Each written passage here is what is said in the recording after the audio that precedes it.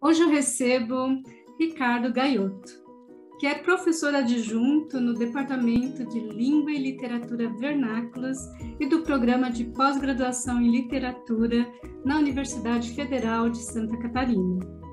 Possui doutorado e mestrado em Teoria e História Literária e licenciatura e bacharelado em Letras pela Universidade Estadual de Campinas.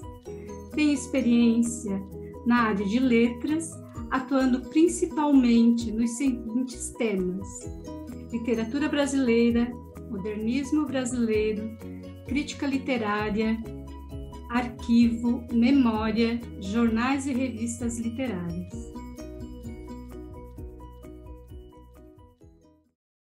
Ricardo, eu fico muito feliz de você ter aceitado o convite.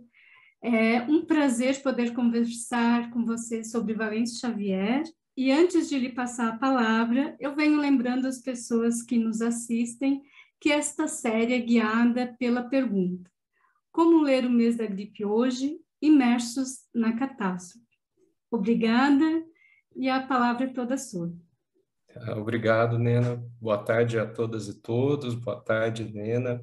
É um prazer estar aqui também, conversar com você sobre o mês da gripe, né? Ainda que já de antemão, né, percebemos que esse título foi se mostrando muito sucinto, né? Quer dizer, o tempo do mês da gripe, né, se multiplicou infinitamente. Estamos ainda infelizmente, nesse tempo de pandemia.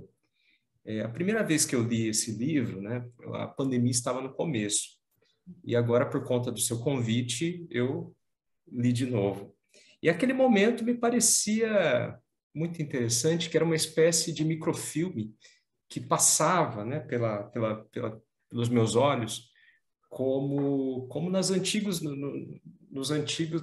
pesquisas que nós fazíamos sobre os arquivos, nas bibliotecas, né, sempre em busca de um artigo. Eu estudei Mário de Andrade, de um artigo do Mário de Andrade, do Sérgio Buarque de Holanda, e aqui essas notícias, né, essas imagens, esses gráficos, iam me passando como se já tivessem sido selecionados todos, né, por se tratar da espanhola.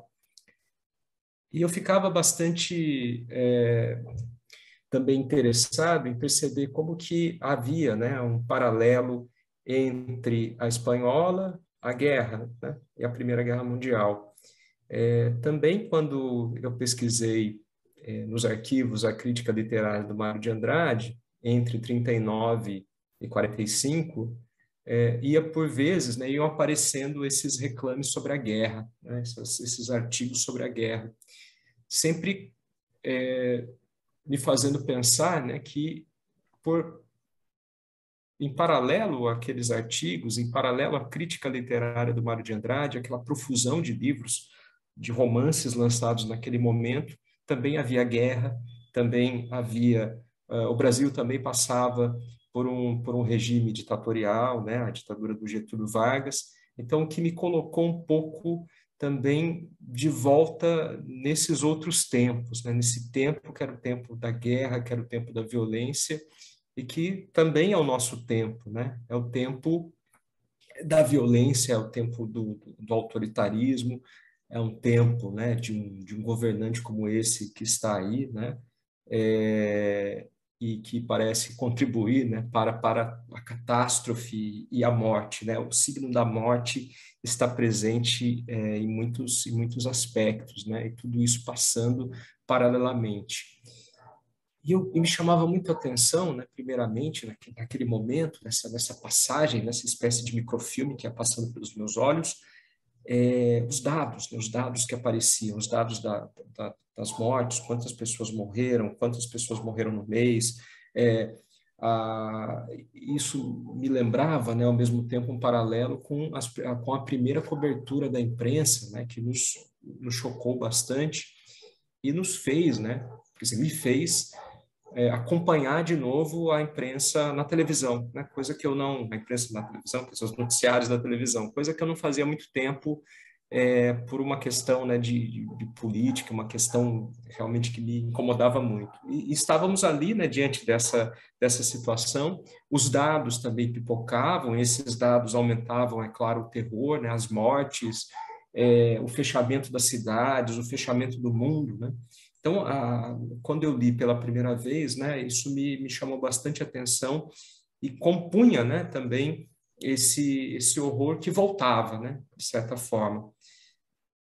Quando eu li agora, pela segunda vez, o livro, mais proximamente à nossa entrevista, já uma outra questão me chamou bastante atenção, que é uma certa Dona Lúcia, né, cujo depoimento vai aparecendo pelas páginas, né? Então, na página 62, por exemplo, aparece, né, um depoimento dela, né? Ela, a mulher, nunca mais ficou com o juízo perfeito. Passava uns tempos, boa. Teve até um filho, criança linda. De repente, dava assim como uma tristeza nela. Saía andar sozinha pelas ruas, sempre com um vidrinho de veneno nas mãos. Nunca largava do veneno. Mesmo quando estava normal, alegre com o marido e o filho. Esse depoimento da dona Lúcia, né, que está marcado aqui como dado em 1976, portanto, anos depois da gripe espanhola, como uma espécie de testemunho, né, dessa passagem por esse tempo, também, né, eu acho que toca num ponto de grande preocupação para a gente, né? Quer dizer, quem, né, sofreu com a Covid, né, teve várias sequelas, né, da doença, né, sobretudo no seu primeiro momento, né, em que não havia ainda uma vacina, né? E como que né, permanecer com a Covid? Eu acho que esse é o dado, né, mais impressionante disso, mais violento, sem dúvida. Mas também, né, à medida que fomos passando por essas fases da doença, e talvez terminamos como uma espécie de Dona Lúcia do futuro, ou não, né?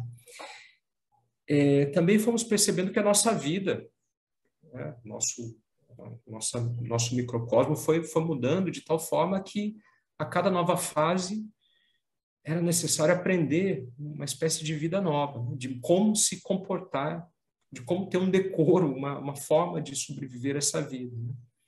E esse vidro de veneno, né, que essa mulher carregava, né, parece que nos acompanhou também, né, porque nunca sabíamos se a dor que nos acompanhava nesse novo momento, né, nesse momento, seria suportável ou não, né? Ainda que muitos de nós tenham tido, né, a possibilidade de ficar em casa confinados, né, que muitas pessoas não tiveram, né? Mas a dor, né, a dor da solidão, da falta de proximidade física, né, das pessoas, o que o livro do Valêncio Xavier, né, por meio dessas imagens, né, que vão nos aparecendo, vai também mostrando, né, os velórios, os enterros que não podem ser mais acompanhados pelas pessoas, né, o pai que constrói caixão para os seus filhos, né, e que chega um momento que não há mais matéria-prima para fazer os caixões, quer dizer, toda essa tristeza, né, que vai acompanhando é a tristeza da morte e é também a tristeza dessa nova forma de vida e da solidão, né? Então, por muitos momentos, eu me sentia também como uma espécie de alguém que estava perto de um veneno, né? Todo momento, né? Esse veneno, a morte. E lá nas últimas páginas, né? Aparece um outro depoimento dessa dona Lúcia, que não, na época ela não era casada, moça bonita, solteira, muito branca, loira. Casou, teve filhos, mas nunca mais ficou certa da cabeça. Tinha períodos de lucidez, casou depois da gripe, teve filhos, mas nunca ficou certa da cabeça. Interessante essa repetição, né? Casou, teve filhos, mas nunca mais ficou certa da cabeça. Tinha períodos de lucidez, casou depois da gripe, teve filhos, mas nunca mais ficou certa da cabeça. Esse paralelismo, né, aqui, que nos transporta quase para uma espécie de notícia tirada do jornal, do poema do Manuel Bandeira, né, quase um ready-made poético, né, que se coloca aqui, atesta um pouco, eu acho que, por essa expressão, né, que nunca ficou certa na cabeça, também um pouco da nossa experiência, né, em relação à pandemia, né? Essa pandemia que nos marca, né, que nos marcou, nos continuará marcando muito, né, mudando a vida, né? A nós ainda que temos né, essa possibilidade de contar aquilo que aconteceu, né? Porque muitos morreram, né? Também ficava martelando na cabeça como quase esse verso que vai se repetindo, né, em paralelo, porque também em determinado momento parece que o isolamento, que essa situação de violência, né, é uma situação também que nos dá uma impressão, né, de que não somos mais os mesmos, né, e não somos mesmo, né, não somos os mesmos, mas é como a um determinado momento, se não soubéssemos também se somos mais, se temos mais a espontaneidade de antes, né? Parece que a vida toma uma outra dimensão, né? E a máscara que temos que usar dia a dia, a máscara física, né? O medo, né? Com relação a respirar o mesmo ar que o outro respira, né? Quer dizer, parece que tudo isso dá uma outra dimensão, né? Não nos deixa voltar a outra vida, marca o signo da morte, mas parece que há uma violência, né? É uma discussão, uma irritação que começa a aparecer, né? Muito mais à flor da pele, né? Nesse sentido, o livro, né? Nessa segunda leitura, foi me preocupando, né, foi me afetando, né, para além dos paralelos possíveis, né, da situação histórica, da situação da pandemia, né, mas também para essa questão, né, essa questão de que eu não sou mais o mesmo depois que eu comecei, né, depois que eu li esse livro pela segunda vez, e que nós também não seremos mais os mesmos, né, né, aqui que isso leva, né. Então, isso foi uma das questões, né, que me marcou, né, assim, bastante. Também uma essa questão, né, da própria poética, né, que existe nos nesses excertos, né, que vão aparecendo aqui um pouco em sequência, né, um pouco ainda lembrando daquele movimento que é o movimento do microfilme, né. Então, por exemplo, no dia 28, numa quinta, né, na página 60, né, há, mais uma vez, né, um conjunto de repetições, né, não obstante, continuamos firmes em nossa atitude pela razão. Não obstante, continuamos firmes em nossa atitude pela... Não obstante, continuamos firmes em nossa atitude. Não obstante, continuamos firme em nossa. Não obstante, continuamos firme em... Não obstante, continuamos firmes. Não obstante, continuamos. Não obstante, não. O término em negação, né? Essa espécie aqui de objeto poético, né? Que vai diminuindo, né? Que vai regredindo, né?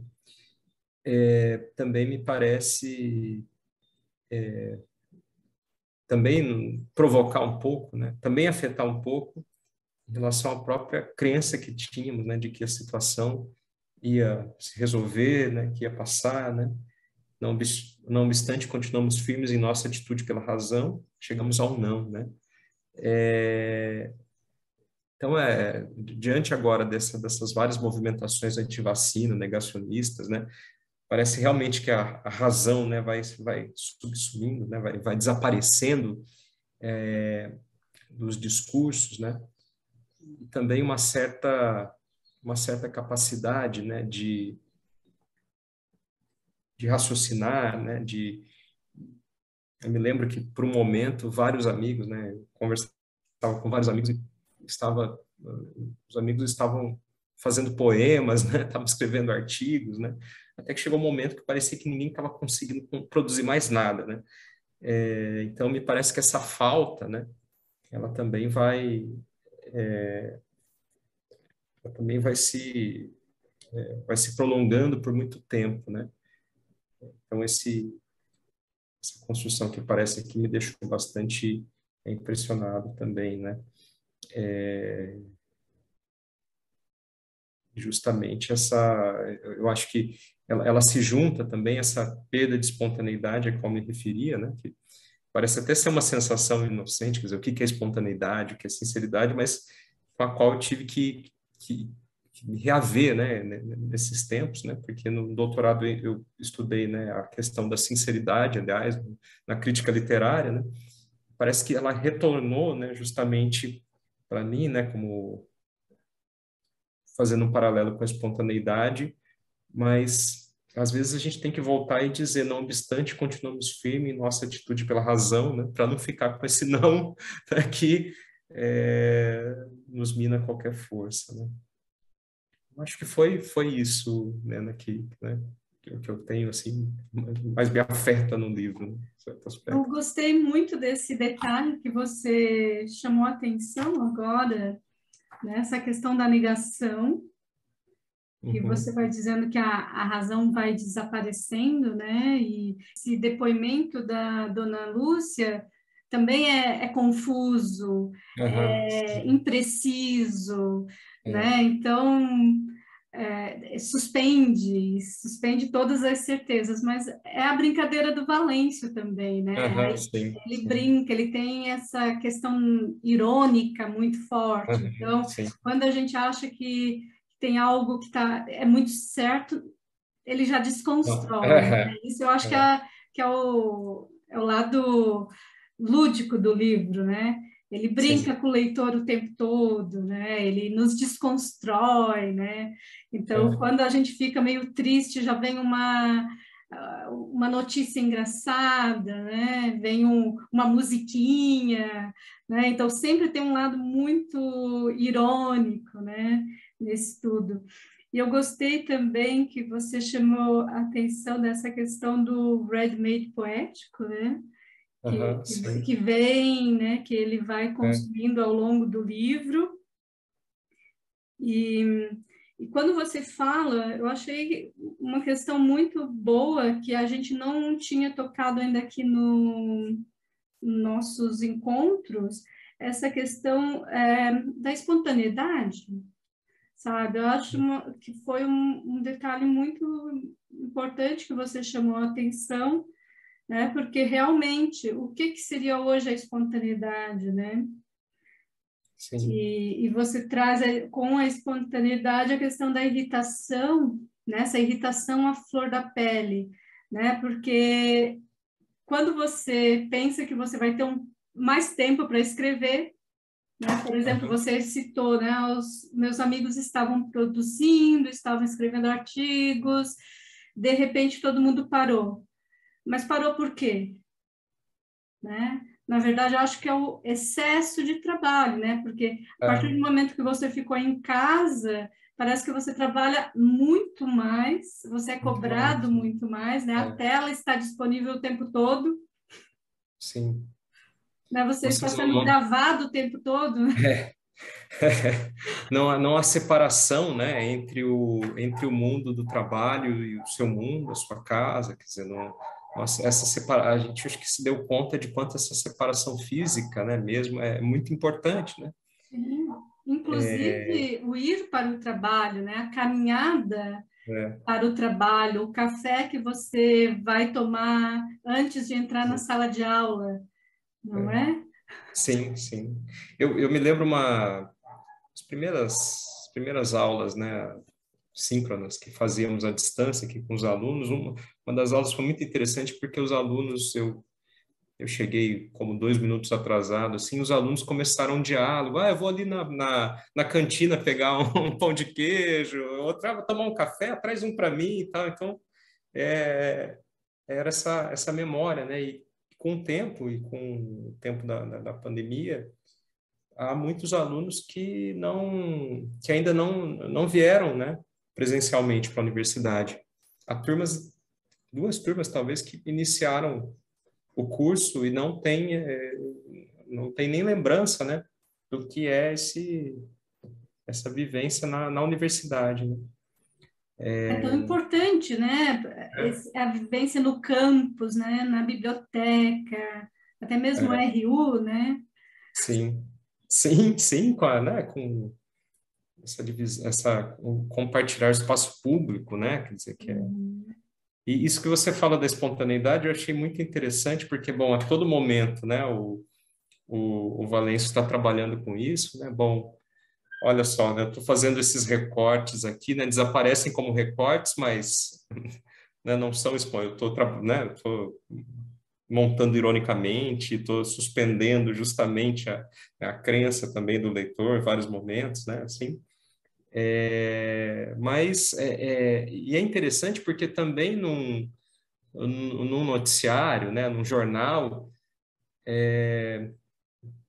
que é também muito, claro, é muito elaborado, mas tem essa oscilação, né, de uma notícia, né, que morreram não sei quantas pessoas né, e depois uma outra notícia mais amena, né? Então ele vai brincando e suspendendo, né, não torna a narrativa assim, digamos, né, não é um romance assim muito, né, muito triste, muito mais, mas ele tem justamente essa ironia que é também uma ironia que às vezes aparece um pouco, né, quando a gente está acompanhando a própria imprensa, né, que é essa oscilação de tom, né, quer dizer, e aqui é claro que, dado o gênio dele, né, e essas questões todas que vão aparecendo, esses ready-mades que vão aparecendo no meio, né, e vão lembrando a gente todo momento que isso é literatura, afinal de contas, né. Sim, e o Valêncio com esse olhar, né, Uhum. do cineasta, né, É, ele vai sim, fazer isso. Não é à toa que também ele vai trazer a Primeira Guerra Mundial, né? é, Então, ele era um cinéfilo, né? sim. Então, como um amador de cinema, o Valêncio também sabia, né, que Uhum. o cinema, os noticiários eram ficção, né? É, Então, era sim. uma montagem, não tinha como falar sobre uma guerra que não se conhecia, se montava, né? Se criava. E aqui ele cria, né? Ele recria, né? Essa pandemia, É, né? E no momento que ninguém mais lembrava, né? Então, quando ele publica em 1981, né? E a gente volta a ler hoje e se dá conta dessa genialidade, porque estamos imersos, né? Porque estamos ainda sentindo na pele, né? o que. É. E você sabe, eu nasci em 1981, né? Então é outro, foi outra questão aqui para mim, né? Você está fazendo aniversário com o livro. Com o livro, 40 anos, né? É, então a dimensão do tempo, né, é ainda pior, né? Quer dizer, ainda mais marcante, né? Assim, que é bom. Então eu chego a pensar que este livro é atual, né? Muito jovem ainda, né? Ainda tem muito para contar, né? Tem muito para contar. Sim, mas eu acho Então, que essa é o lado desdobrável do Valêncio, né? Eu acho que assim, essa série a gente veio lendo de diversas maneiras. Cada pessoa que participou trouxe um pouquinho, né, da sua pesquisa para ler o Valêncio. Então, a gente tem uma variedade muito grande de temáticas e de abordagens, né? Eu lembro que você comentou sobre o filme Bacurau. uhum. E o que você acha que esse filme poderia nos ajudar a pensar um pouquinho com o Valêncio? É o, o Bacurau começa com uma cena de velório, né? Quer dizer, há uma das cenas iniciais é essa, né? A Teresa, que está voltando para Bacurau, né? Que é essa região, né? Afastada, de uma comunidade, né? É, e o Bacurau, então me parece que ela volta para ali, né? Justamente para voltar a viver em comunidade, perto, né? daquele conjunto que é ao mesmo tempo tenso, né? Porque todo mundo sabe da vida de todo mundo, né? Já houve muitos conflitos ali. A própria cena desse velório, né? É uma cena em que a personagem da Sônia Braga, né? Ela está insultando, né? A senhora que morreu, né? Que é uma espécie de matriarca ali, né? De Bacurau, né? Quer dizer, então, me parece que há no Bacurau, né? Uma reação, uma relação um pouco de comunidade e imunidade, né? Um pouco a partir daquilo, pensando um pouco com Roberto Espósito, né? Sobre essa ideia, né? Quer dizer, de que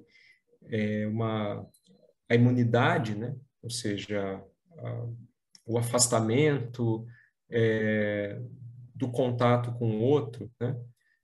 Estaria relacionado a né, filologicamente, a ideia de imunos, né? Aquilo que não se comunica, né? E então a comunidade seria o contrário disso, né? A comunidade seria um lugar em que se tem um contato, mas para se manter esse contato em comunidade seria necessário também entrar em contato com o outro, né? Mas não se apagar no outro, né? Não se misturar ao outro, né? Então me parece assim que há uma metáfora em Bacurau, né? Justamente quando aquela comunidade é invadida, né? Pelos forasteiros, né? Que é e que me parece a grande força ali, né? Do filme, que é como essa comunidade se organiza, né? Para lutar contra os forasteiros, né? Para expelir, né? Esse corpo que é um corpo estranho, né? Mas para mim uma das cenas mais interessantes de Bacurau, né, tá no fim, é o momento em que eles de certa maneira continuam com uma dessas personagens ali que é o Udokia, né, que é o Michael, né, a personagem dele é o Michael, e não sabemos muito o que vai acontecer depois, né? Quer dizer, então esse gesto, né, da organização em comunidade, que faz com que consigam vencer os forasteiros expulsados e continuar com um deles ali, foi uma sensação, né, que me chamou muita atenção no começo da pandemia, né, porque me parecia assim, né, que havia um discurso, né, de como que esses cuidados, né, com relação ao vírus, né, à doença, Covid-19, esses cuidados tinham que levar em consideração, né, uma certa ideia de comunidade, né, porque afinal de contas, sair sem máscara significava poder, né, contaminar o outro, bom, de certa forma também para não para receber, sei lá, encomendas em casa, se precisava do outro. Então, me pareceu um momento assim da pandemia em que havia alguma esperança, né, de que houvesse talvez uma grande mudança, né, e que de certa forma o capitalismo fosse remodelado até, né? Bom, isso já eu acho que era isso foi um otimismo que não durou muito, né? Mas que pudesse ser o capitalismo, né, remodelado justamente porque precisava, se percebeu a necessidade de uma renda mínima, né? Desse tipo de proteção social, né? De maior igualdade, né? Enfim, no momento em que, bom, às vezes a manutenção de certos costumes que antes estavam muito ligados, né, ao mercado, ou mesmo à compra, né, de produtos, ficou bastante questionável, né, diante da proximidade da morte. Então, me parecia assim que o Bacurau, né, ele, também assistido naquele momento, justamente ele apontava para um alento, né, dessa força da comunidade, né, no momento em que o filme se transforma nisso, né? E o Valêncio aqui, né, o livro do Valêncio, né, claro que tem toda essa relação, né, com o cinema, né, como os cortes, né, são feitos aqui, né, de uma página a outra, de uma história a outra, né? Mas me parece que há aqui também, né, uma espécie de há notícias sobre toda a sociedade, né? Mas há, no fundo, uma espécie de ideia de comunidade, né? Todos sofrendo a mesma situação, né? A falta de caixões, os dados sobre a gripe, uma espécie de enlouquecimento, né? Coletivo também, né? Que vai sendo apresentado, né? Ironicamente ou não. Então, me parecia uma forma, né? Também de aproximar, né? Esse livro, o Bacurau, né? Porque podem ser lidos também sob a metáfora da questão da imunidade, da comunidade, que foi uma metáfora que foi recortando, né? Que foi aparecendo, né? De maneira muito, muito firme, muito pungente durante a pandemia, né? É como se o contato com o outro, né? Que é muito importante, né? Estivesse vedado, né? Por conta do vírus, né? Então, como é possível, né? Quer dizer, como é possível se organizar em comunidade se não se pode tocar, se não se pode compartilhar o espaço, né, da própria universidade, como a gente falou aqui. Então, eu acho que foram esses lados, esses paralelos, assim, também, que ele Ricardo, percebeu. agradeço muito a sua leitura, sua contribuição, seus comentários. Foi um prazer ouvi-lo. Eu acho que a gente poderia conversar mais. Eu gostei muito dessa questão que você trouxe, da questão da comunidade, dessa organização da comunidade, né? Uhum. E, na verdade, quando a comunidade se organiza, ela vence, né? Sim. E o que o Valêncio vai nos mostrar é que se não há organização, há uma crise, É, né? Há sim. confusão, né? É. Eu achei muito bom você apontar essa questão trazendo o Bacurau e, e eu gostaria de finalizar é, com com a retomada do Mário de Andrade, né? Porque eu acho que assim que o Valêncio era um leitor, né, de Mário de Andrade. É impossível a gente não pensar nisso também, né? Ele era um leitor dos modernos, né? Então Sim. você começa com o Mário e você traz essas questões da violência e chega até a comunidade, né? E a gente se dá conta que estamos numa comunidade violenta, né? Sim. E, mas, ao mesmo tempo, acho que tem um lado positivo, porque quando você fala que a comunidade ela vence quando se une, eu acho que há vários movimentos, né? Inclusive, essa maneira como a gente está conversando, como a gente está fazendo essa conversa, eu acho que rapidamente o mundo virou virtual, né? O mundo conseguiu, assim, muito rapidamente se organizar, porque assim as conexões não eram tão boas antes da pandemia, né? Sim. Eu Sim. acho que assim, talvez por isso que estejamos tão cansados, né? Porque você consegue falar com o mundo inteiro e você fala, né? Sim. Sim. Então, acho que a comunidade está aí também, né? A comunidade virtual, né? Essa comunidade meio fantasmática, mas há, né? E bom, em várias ações, né, como a ação da Central Única de Favelas, né, quer dizer, que foi bem uma organização que foi muito rápida, né, e de assistência, quer dizer, eu acho que é isso que você diz, né, há essa possibilidade de muitos encontros, né, em muitas comunidades, né, aqui, Isso, o paralelas. caos, né? Mesmo no caos a gente É, consegue manter a vida, né? Porque eu acho sim, que é isso também, né? Eu acho que quando a gente tenta achar alternativas, né? Para uma comunidade que, de certa forma, né? Está tão complicada, né? Se a gente pensar assim, se a gente quiser viver como vivia antes, a gente fica numa eterna depressão, né? sim, Agora, sim, se a gente pensar, olha, mas isso é possível, e desse modo a gente também consegue articular algumas ideias, né? Acho que daí a gente pode ter um pouco mais de alegria, né? A gente pode acreditar um pouco mais na literatura, porque a literatura é isso, né? É o desdobramento, né? É o desdobramento das possibilidades, né? É o diálogo com as outras áreas. Eu acho que hoje, mais do que nunca, a gente vê que a arte está possibilitando, né, tanto contato. E Sim.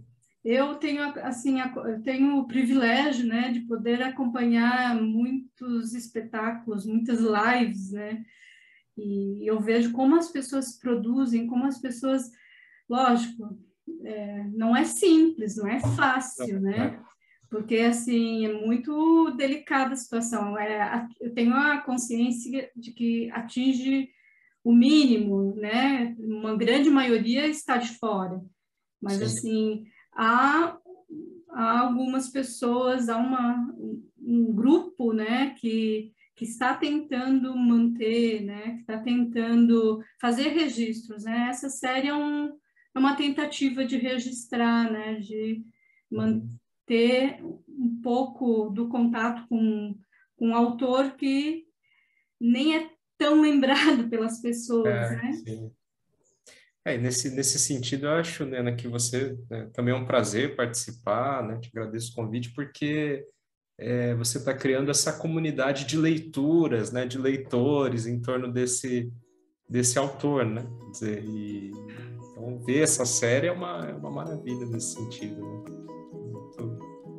Quem agradece sou eu, e espero que a gente possa marcar outras conversas. Sim, continuamos a conversa. E eu deixo meu abraço. Tá, um abraço. Tá, um abraço. Tchau, tchau. Tchau, tchau. Obrigado, né?